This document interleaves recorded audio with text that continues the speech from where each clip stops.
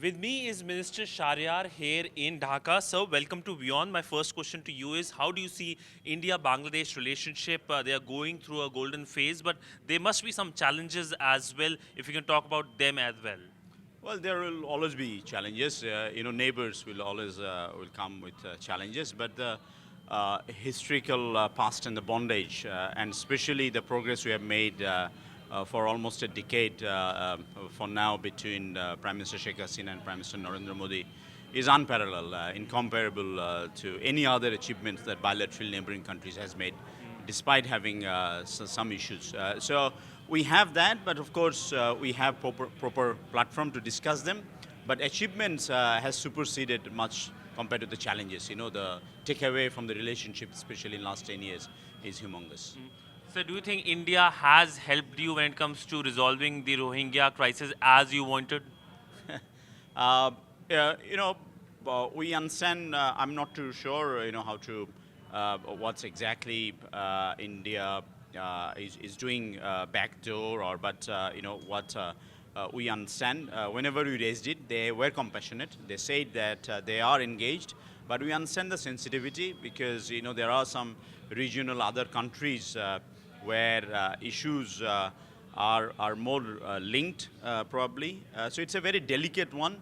But I hope that India will do even better in coming days as far as Rohingya issue is concerned, because it's not helping India either.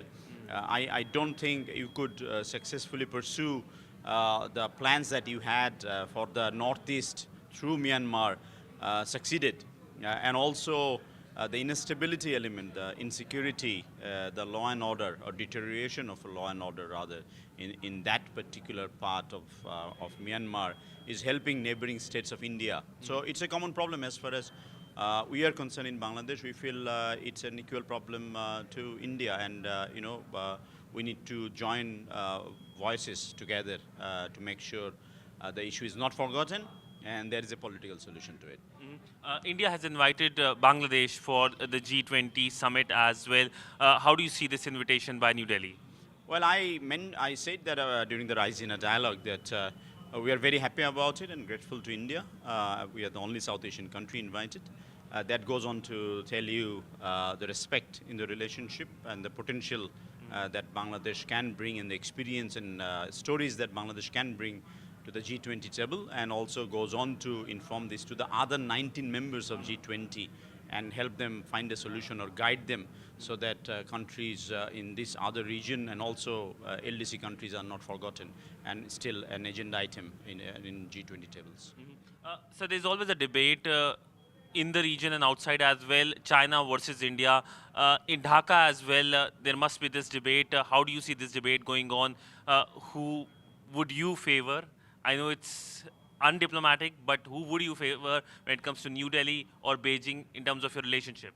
No, I don't think it's a question of favoring it. It's a bilateral issue, whatever is happening. And you do have a working relationship with China as well. China is a friend too to Bangladesh in our developmental journey.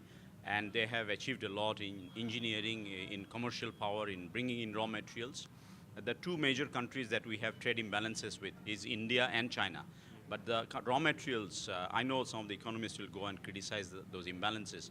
But Bangladesh is better utilizing those imports, high import, both from India and China, converting them into value-added product.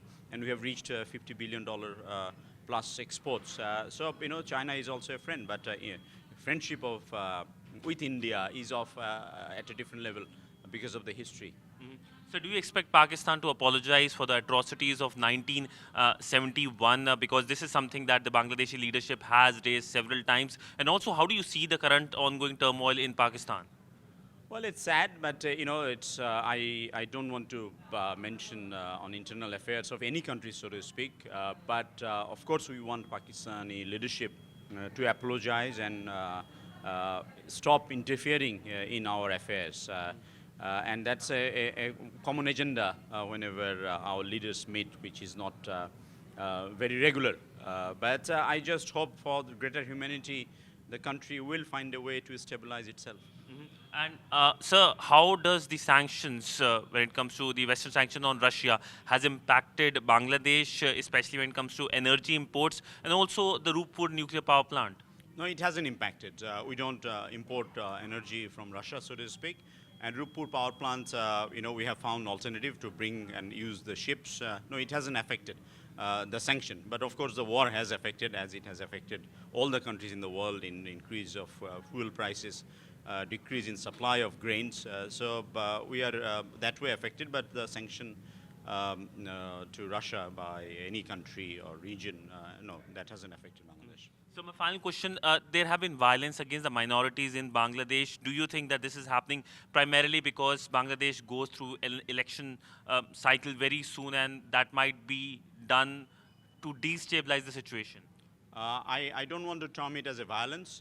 There are social issues, but Bangladesh is a glaring example of religious harmony.